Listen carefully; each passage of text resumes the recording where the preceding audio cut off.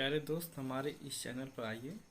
हम आज शुरू करने हैं सीटेट एग्ज़ाम 2024 में मैथ में मूल्यांकन चैप्टर पर अध्ययन करेंगे। मूल्यांकन क्या होता है, उपचार क्या, उसकी विधियाँ क्या है, इसके विषय में आइए हम कंप्यूटर की स्क्रीन पर चलते हैं।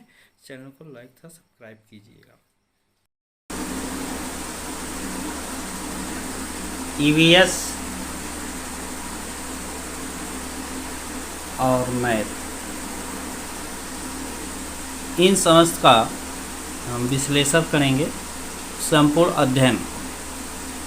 तो आइए देखते हैं क्वेश्चन में फटाफट अंदाज में तेजी के साथ सिर्फ आंसर देंगे। क्वेश्चन 1 है, बचपन से वयस्कता के परिवर्तन काल का समय कौन सा होता है? प्रारंभिक बाल्यावस्था होता है, माध्यमिक बाल्यावस्था होता है, पूर्व संक्रियात्मक अवस्था होता है, किशोरावस्था होता है। बचपन से वयस्कता के परिवर्तन काल का समय जब होता है तो वह जो है प्रारंभिक बाल्यावस्था, माध्यमिक बाल्यावस्था तथा पूर्व संक्रियात्मक अवस्था, ये तो गलत है। और इसके बाद आता है किशोरावस्था। तो यह काल जो है किशोरावस्था काल कहलाता है। क्वेश्चन आंसर राइट 4 होता है। अगला प्रश्न है, निम्न में से किसके लिए स्थूलगामक कौशल के उपयोग की आवश्यकता है? ब्रश के पेपर का पेंटिंग करना, पेपर के टुकड़ों को कटन और चिपकाना, सुई में धागा डालना, चलना और दौड़ना। इन क्वेश्चन में राइट आंसर होता है चलना और दौड़ना।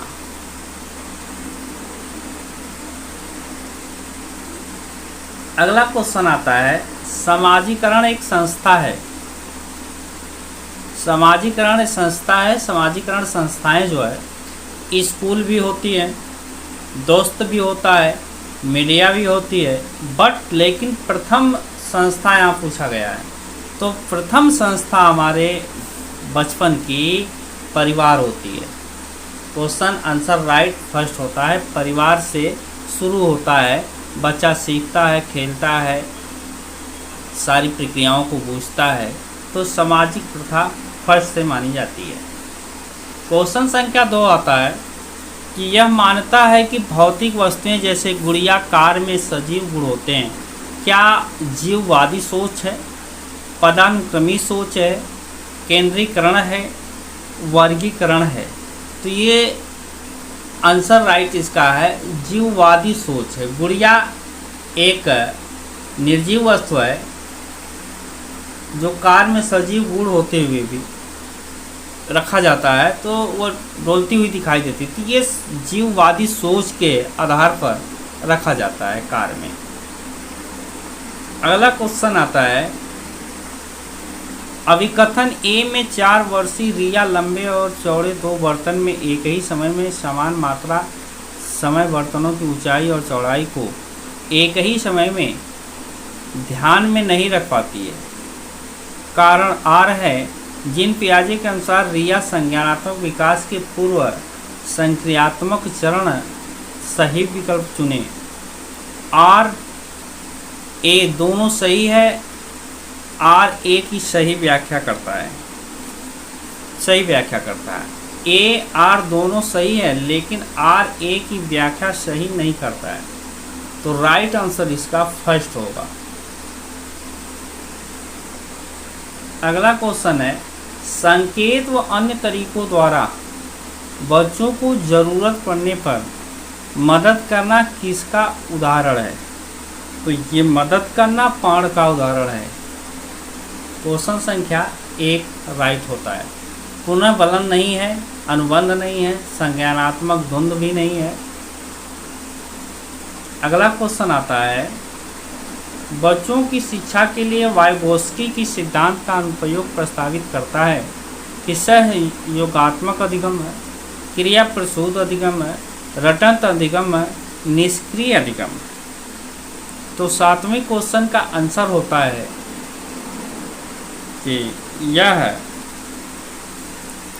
रटंत सहयोगात्मक अधिगम होता है।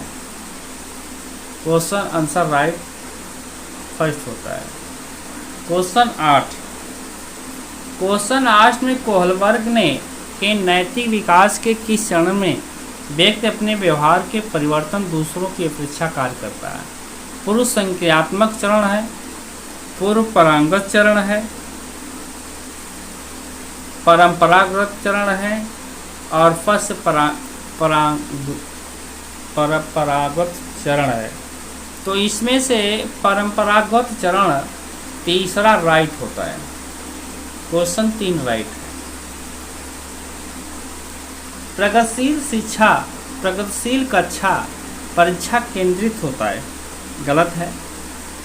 पाठ्य पुस्तक केंद्रित होती है, गलत ये भी है। शिक्षक केंद्रित होता है, नहीं, विद्यार्थी केंद्रित होता है। प्रगतिशील शिक्षा में, प्रगतिशील कक्षा में विद्यार्थी को केंद्रीय माना गया है, जो विद्यालय की गरिमा बच्चों पर आधारित होती है। रेणु एक विद्यालय में परामर्शदाता है। हावर्ड गार्डन के सिद्धांत के अनुसार परामर्शदाता के रूप में उसके पास कौन सी बुद्धि होनी चाहिए? भाषाई होनी चाहिए, स्थानीय होनी चाहिए, पारस्परिक होना चाहिए, अंतर्वैयक्तिक होना चाहिए। तो हावर्ड गार्डन के सिद्धांत के अनुसार पारस्परिक ज्ञान होना चाहिए। क्वेश्चन 3 राइट होता है।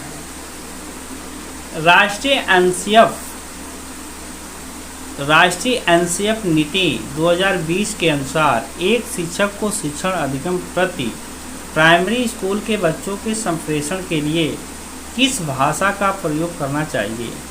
केवल क्षेत्रीय भाषा, केवल हिंदी भाषा, केवल हिंदी और अंग्रेजी भाषा, बच्चों के लिए मातृभाषा। तो एनसीएफ स्पष्ट करता है यह मातृभाषा के रूप में ही होना चाहिए। क्वेश्चन राइट जो है 4 होता है।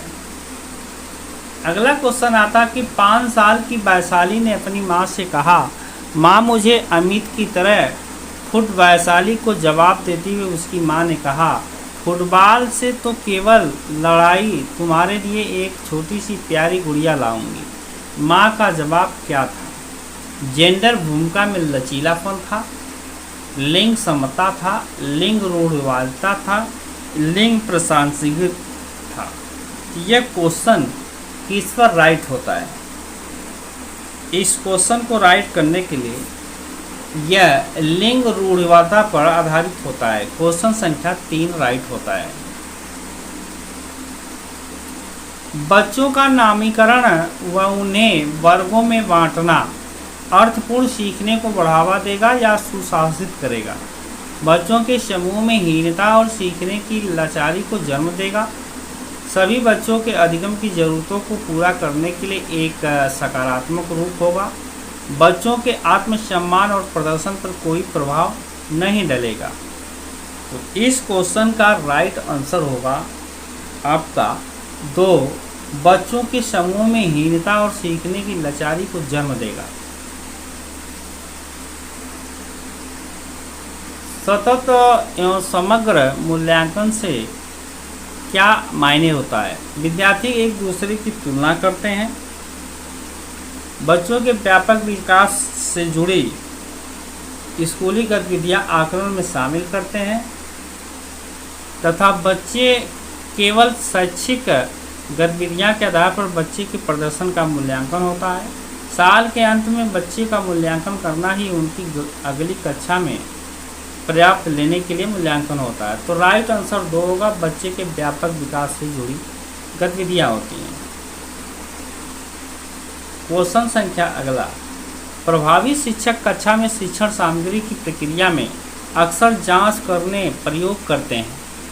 इससे शिक्षक को किस प्रकार का मूल्यांकन करने में मदद होगा? योगात्मक मूल्यांकन, रचनात्मक मूल्यांकन, मानकीकृत मूल्यांकन, मानकीकृत संदर्भित मूल्यांकन। राइट आंसर होगा रचनात्मक मूल्यांकन।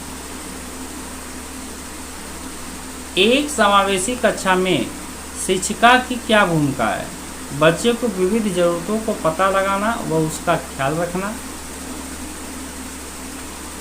केवल कुछ खास विद्यार्थियों पर ध्यान देना, बच्चों को उनकी अकादमिक क्षमता के आधार पर पहचानना व उनको खास ज़रूरतों वाले बच्चों को विशेषज्ञ के पास भेजना व सुनिश्चित करना संकाय में पढ़ाया जाए। तो इनका राइट आंसर होता है फर्स्ट, बच्चों की विविधता ज़रूरतों का पता लगाना और उनका ख्याल रखना। क्वेश्चन संख्या अगला है, विविध समूह के विद्यार्थियों के शिक्षण के दौरान एक शिक्षिका को क्या करना चाहिए? हर विद्यार्थी को स्वीकारना व सम्मान देना, सांस्कृतिक विभिन्नताओं को अनदेखी करना, सुसंगठित संप्रेषण बनाए रखना, अत्यक्ष निर्देश देना, विद्यार्थी को स्वायत्त और लचीलेपन बनाने की प्रेरणा देना। इसके लिए राइट आंसर क्या माना जाएगा? ये दोनों क्वेश्चनों में देखा जाता है तो कॉलम जो है 3 में फर्स्ट, तीसरा और चौथा जो है राइट आंसर होता है। एक विद्यार्थी जिसे दृष्टिबाधित है कि विशिष्ट जरूरतों के लिए एक शिक्षक। पॉइंट 1, विविधता तरह से दिलचस्प प्रस्तुतिकरण पर ध्यान देना चाहिए। कई प्रकार की स्पर्शनीय हस्त कौशल सामग्री का उपयोग करना चाहिए। बहुत ही मुक्त फिल्में दिखानी चाहिए। बहुत ही संरचित वर्कशीट में चित्र को देनी चाहिए। आंसर राइट जो इसका होता है, कई प्रकार के स्पर्शनीय हस्त कौशल की शिक्षा देना चाहिए। आंसर राइट 2 होता है। क्वेश्चन संख्या 19, सामाजिक अंतःक्रिया और मौखिक संप्रेषण में चुनौतियां किसका विशिष्ट अभिलक्षण है? स्वलीनता, अवधान न्यूनतम अक्रियशीलता विकार, पठनिक वैकल्प, गुणज वैकल्प। तो इनका राइट होता है स्वलीनता आनी चाहिए सामाजिक अंतःक्रिया में। शिक्षक बच्चों को विभिन्न रंगों वाली चिकनी मिट्टी देकर कहता है कि उनके मन में वह बनाए। इसके माध्यम से वह बच्चों में को बढ़ावा देना चाहता है। सृजनात्मक, रटना, असहयोग, अनुशासित। तो राइट आंसर इसमें है सृजनात्मक कल्पना करना चाहता है।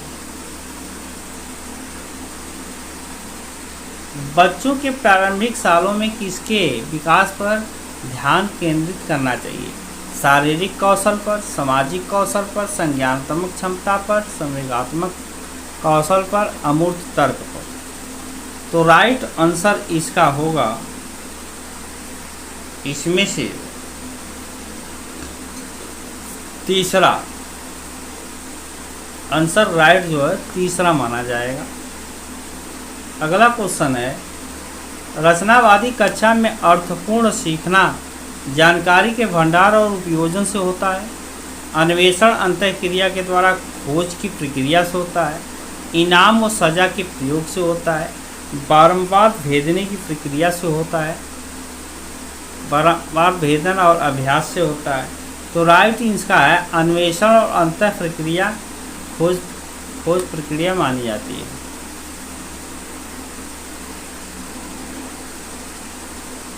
एक शिक्षिका एक बच्ची को अवधारणा को समझाने में असमर्थ के साथ करती, उसे इशारा देते हुए यह प्रक्रिया क्या कहलाती है?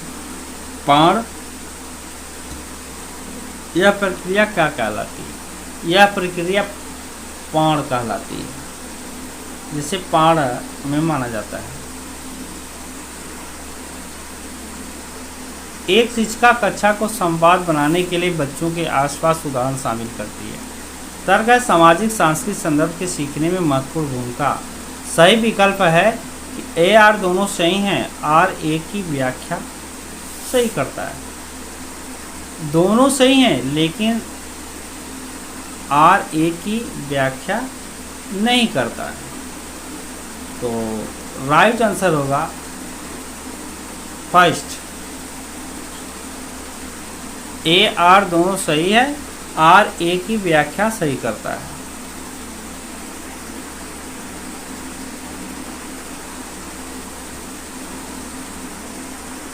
निम्नलिखित में से क्या बच्चे की समस्या समाधान में बाधा उत्पन्न करेगा? समस्याओं को सही से पहचानना, समस्याओं को स्पष्ट से परिभाषित करना, पहले सुलझाई गई मिलती जुलती समस्याओं के बारे में सोचना, वस्तुओं के इस्तेमाल के पारस्परिक तौर तरीके। तो राइट आंसर इसमें होगा 4 की वस्तुओं के इस्तेमाल में पारस्परिक स्थिति।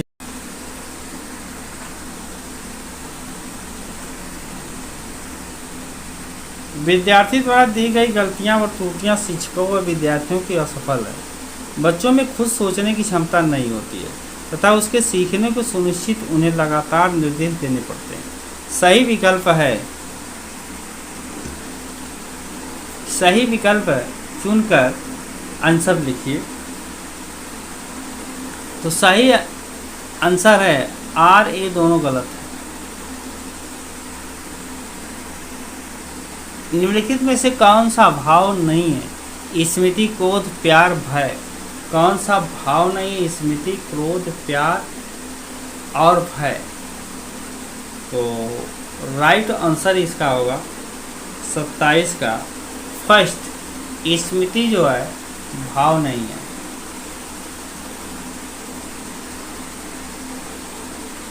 प्राथमिक शिक्षा अपने विद्यार्थियों में आंतरिक उत्तेजना को बढ़ावा देने के लिए करती है। हर विद्यार्थी के हर एक प्रयास की प्रशंसा करके, अवांछनीय व्यवहार को दंडित करके, विद्यार्थियों में प्रतिस्पर्धा को बढ़ावा देकर, बच्चों को सीखने में आनंद की अनुभूति को प्रोत्साहित करते हैं। तो राइट आंसर इसका जो है क्या होगा? तो राइट आंसर है कि बच्चों को सीखने में आनंद की अनुभूति को प्रोत्साहन देना। राइट आंसर प्रोत्साहन पर होता है।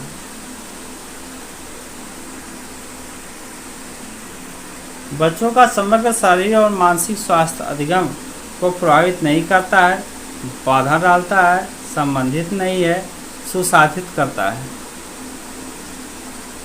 तो राइट आंसर है को सुसाधित करता है। चौथा आंसर राइट होता है।